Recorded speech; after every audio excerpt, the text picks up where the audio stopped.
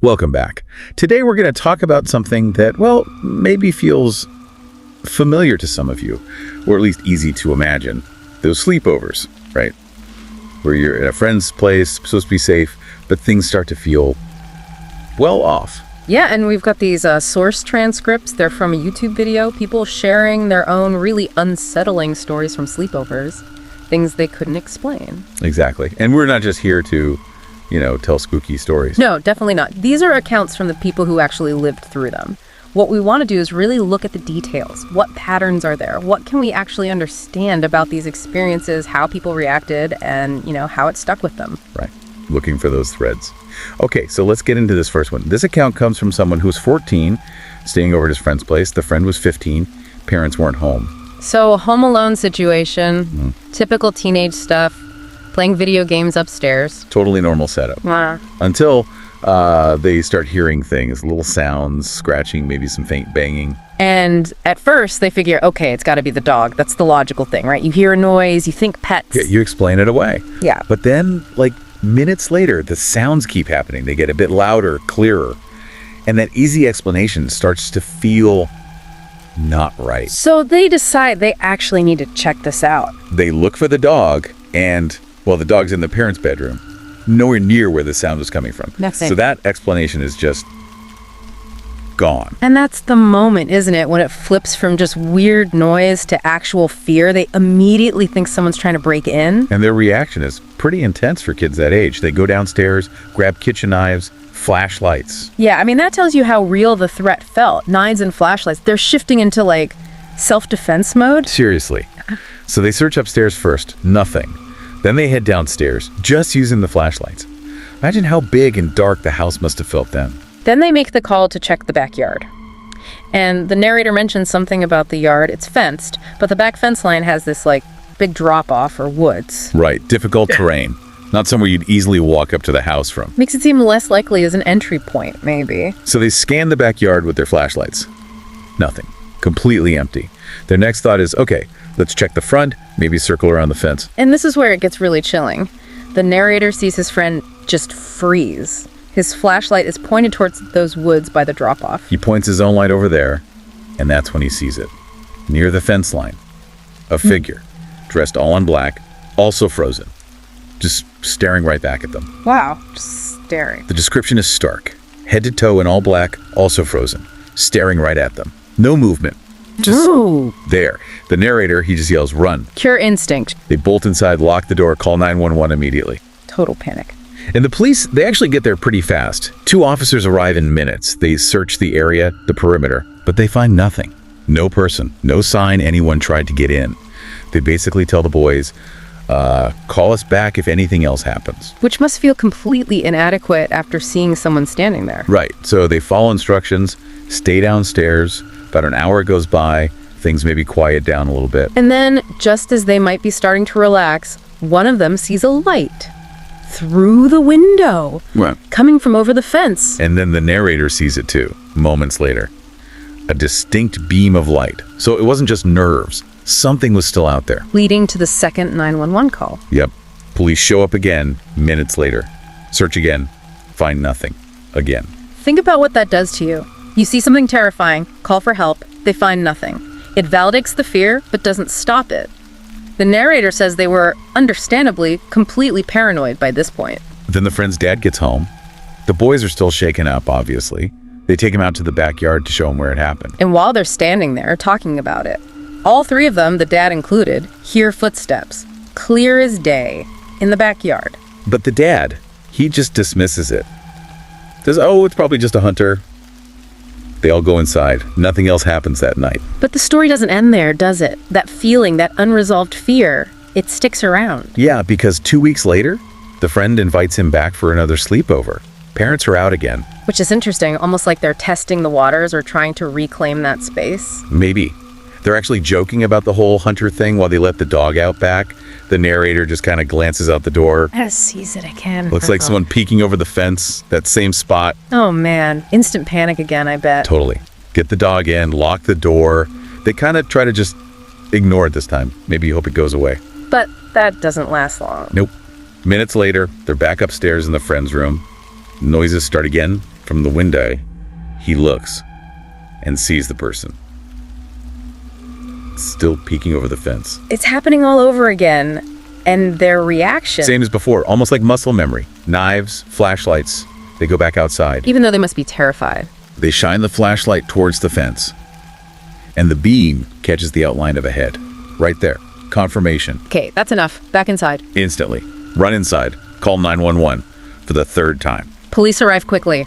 Search. Find nothing. Again. The officers even hang around for a bit, sit near the woods by the fence for maybe 5 minutes, then leave. Same instruction. Call back if anything happens. And this time, the boys don't even tell the parents. Maybe they figure no one will believe them after all the police searches turned up empty. Could be. They just go back upstairs. The tension must have been incredible. Then, about 2 hours later, It escalates. big time, they hear the loudest banging ever. Not subtle sounds now. This is forceful, starting downstairs, then moving right to the front door. Like someone is actively trying to get in. Exactly. That changes everything. They completely freak out, grab the dog, run into the parents' bedroom, barricade the door, and they get the dad's gun. Wow. Full survival mode. Fourth 911 call. Police arrive. Search. Find absolutely no one. No damage to the door, no sign of forced entry, nothing. They leave. And that was it. That was the last time they had that specific problem, according to the narrator. Yeah. But he says it still scares him. It's the not knowing, the feeling of being watched, targeted, and never getting any answers. What a truly harrowing ordeal, especially for two teenagers home alone. Just prolonged terror. Absolutely terrifying. Okay, let's shift to the second account. This one also happened in summer 2008. Two friends, both 14 this time, narrator and his friend Jesse, home alone again. Another classic sleepover scenario. Loud video games, junk food. Right. So Jesse goes upstairs to use the bathroom. The narrator pops downstairs to call his mom privately. Seems totally normal. But when the narrator gets back upstairs, Jesse's acting weird. Yeah, he's just staring at him, looks kind of confused, maybe a little spooked. He thought the narrator had been upstairs the whole time and heard something. Like in the bedroom, right next door to the bathroom. Okay, so a bit of miscommunication, but it plants that seed of doubt. Like maybe something is wrong. The narrator clarifies he was downstairs, but Jesse seems genuinely worried.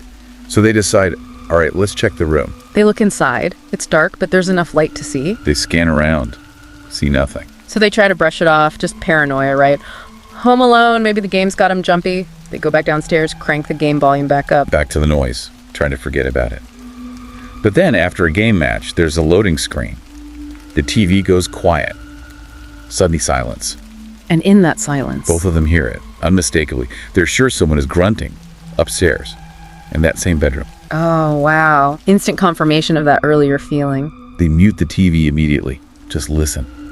And the second their noise stops, the grunting upstairs stops too. Chilling. Jesse whispers, someone's hiding up there. And they stop making noise when they realize the boys downstairs went quiet. Yeah. The whole vibe shifts instantly.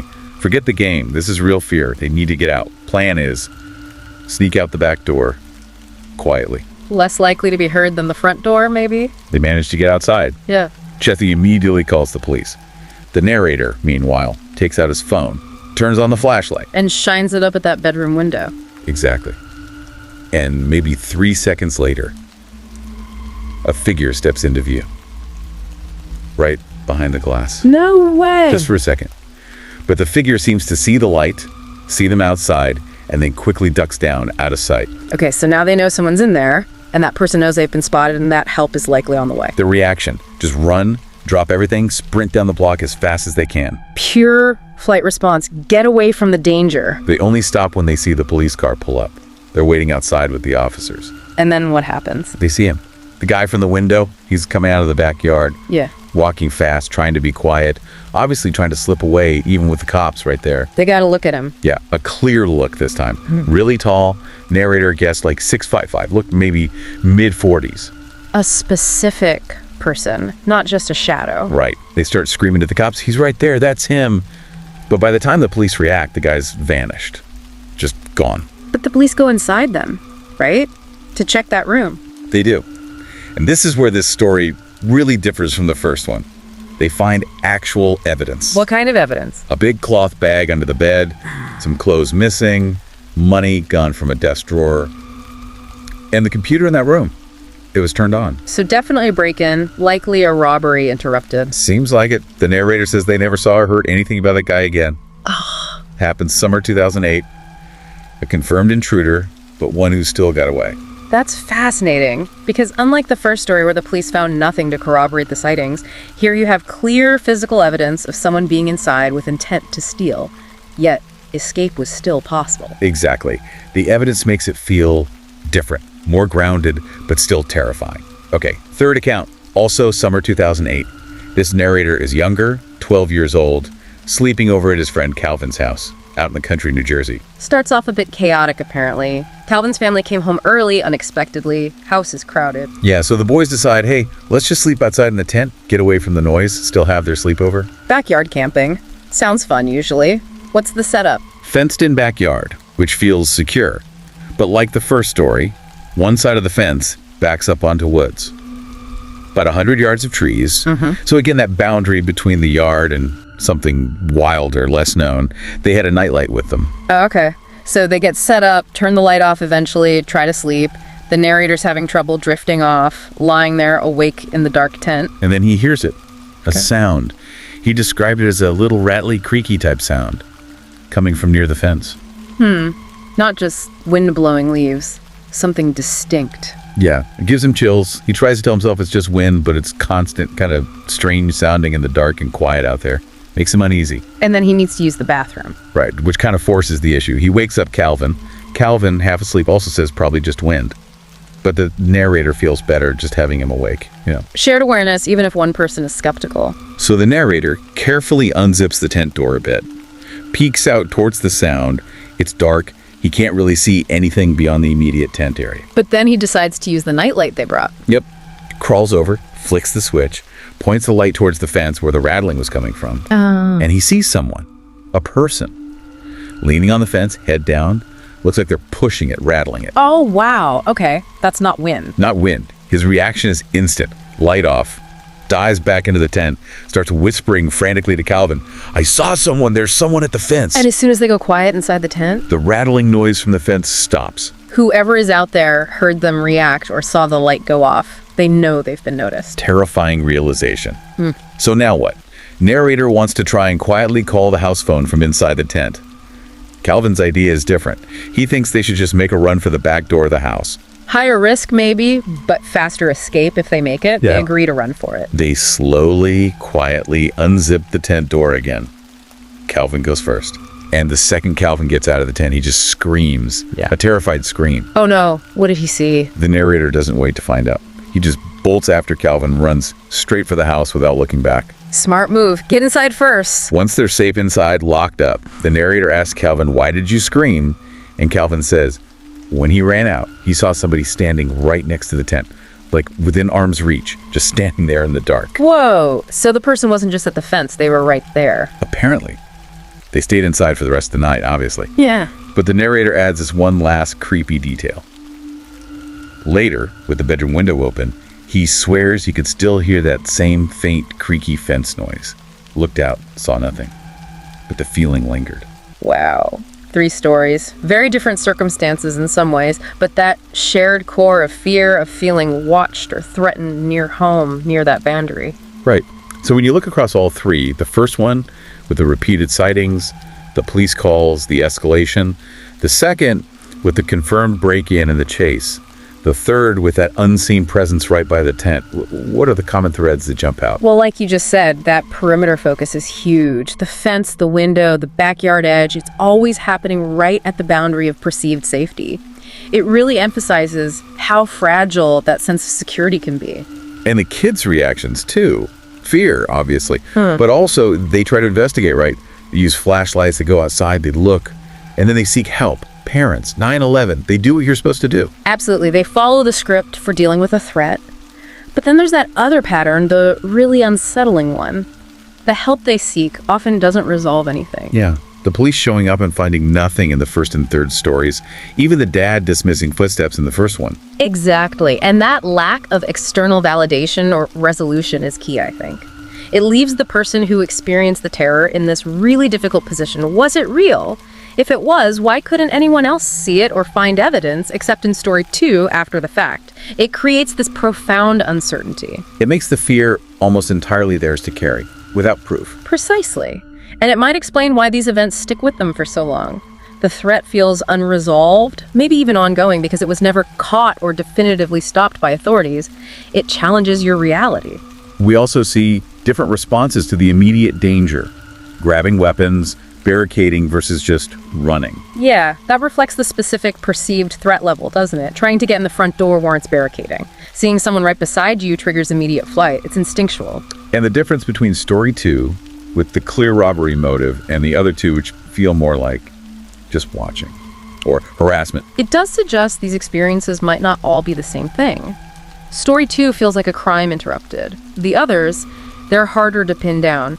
The lack of a clear why, no theft, no obvious motive beyond causing fear or observing, makes them lean more towards that unexplained category. It pushes against easy answers. It really makes you think about where that line is between something just being weird or creepy and something genuinely inexplicable and terrifying. These accounts definitely live in that blurry space. Real fear, real locations, but outcomes that defy simple, conventional explanations. Well, this look at these 3 accounts has been, well, pretty unnerving, honestly. A stark reminder of how vulnerable we can feel, even in familiar places. It really highlights the power of fear, especially fear of the unknown, and how unsettling it is when safety feels compromised. Seeing those common elements, the focus on boundaries, the calls for help that find nothing, the lingering unease, it helps us map the human response to confronting something that just doesn't make sense. And maybe for you listening, it brings up thoughts about your own sense of security. Those noises you might dismiss at night, or times when a safe space suddenly felt wrong. These stories show how people react when that foundation feels shaky. Which leads us to a final thought to maybe mull over. What does safety really mean if the barriers we trust, fences, doors, windows, can become the stage for events we can't explain? And how do we process that deep, personal conviction of terror when the outside world, the police searches, offer no proof, no answers? How do we live with that kind of deep, unresolved uncertainty? A very unsettling question indeed. Thanks for joining us for this deep dive into these personal and often chilling accounts. Yeah, thanks for listening. We hope looking at these details and patterns gives you something to think about regarding security, fear, and the unexplained. Remember, paying attention to the details, even in personal narratives, can really shed light on how we navigate the world, especially when faced with things that challenge our understanding.